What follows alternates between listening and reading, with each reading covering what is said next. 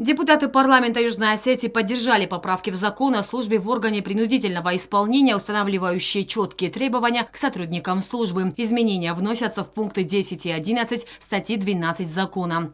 Указанный законопроект лишь только конкретизирует те нормы, которые уже были заложены в этом законе. В частности, это касается уведомления сотрудника, руководителя организации о том, что он отказывается от гражданства Республики Южная Осетия, либо приобретает гражданство иностранного государства.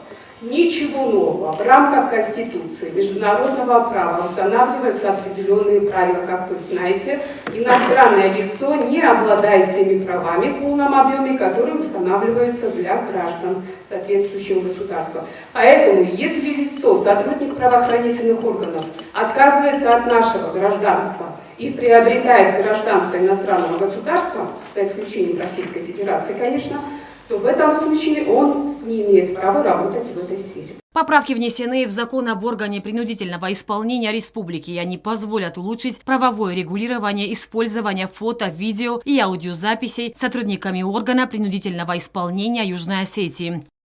Главная задача стояла в том, чтобы расширить ту процедуру использования технических оснащений соответствующей службой. Это аудио, видеосъемки и фото.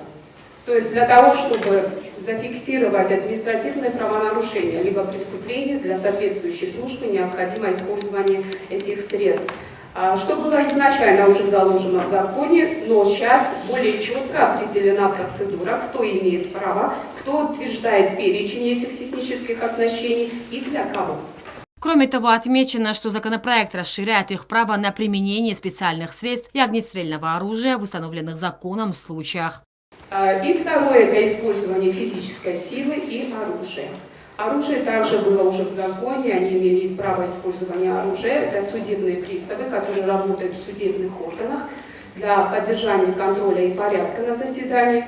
Они имеют это право, но в этом законе более конкретно описывается, каким образом, кому предоставляется это право, на каких условиях и основаниях, и в каких случаях он может использовать физическую силу и оружие.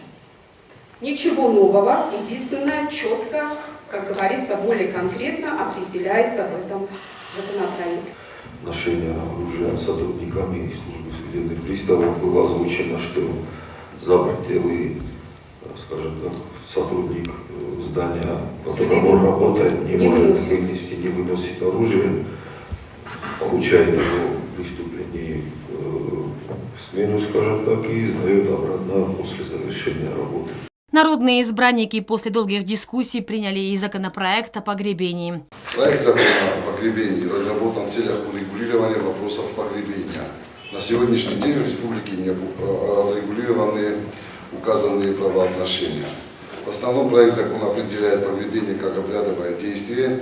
Законопроектом определяются места погребения, специально отведенные в соответствии с этическими, санитарными и экологическими требованиями.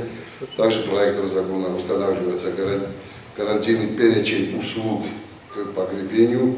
И сегодня же парламентарии приняли программу поддержки и развития малого и среднего предпринимательства на 2025 год.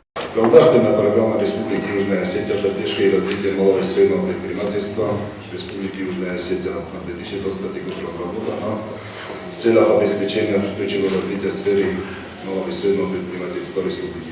Обучение стартовых условиях для осуществления предпринимательской деятельности в Республике Южная Осетия, в том числе представителей молодежи.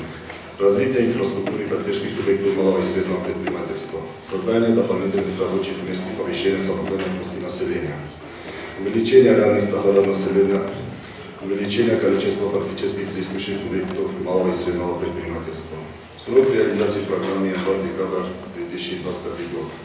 Объем средств и источник финансирования. Трансфер государственного бюджета Республики Южная Осетия за 2022 года в размере 36 миллионов 700 тысяч рублей. Глава законодательного органа Южной Осетии Алам Марги вынес на сессию парламента вопрос о награждении Мурата Джиоева медалью парламента Коломбек Теторис. Маргиев отметил огромный вклад выдающегося дипломата в становление и укрепление государственности Южной Осетии.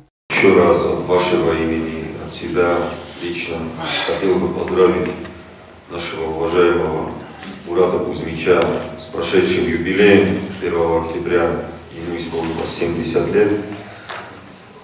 Заслуги Мурата Кузьмича трудно переоценить, потому что действительно тот человек, один из тех, кто стоял у истоков становления нашей республики, который посвятил всю свою жизнь служению своей родине, своему народу, и сегодня продолжает трудиться и работать, несмотря на жизненные трудности.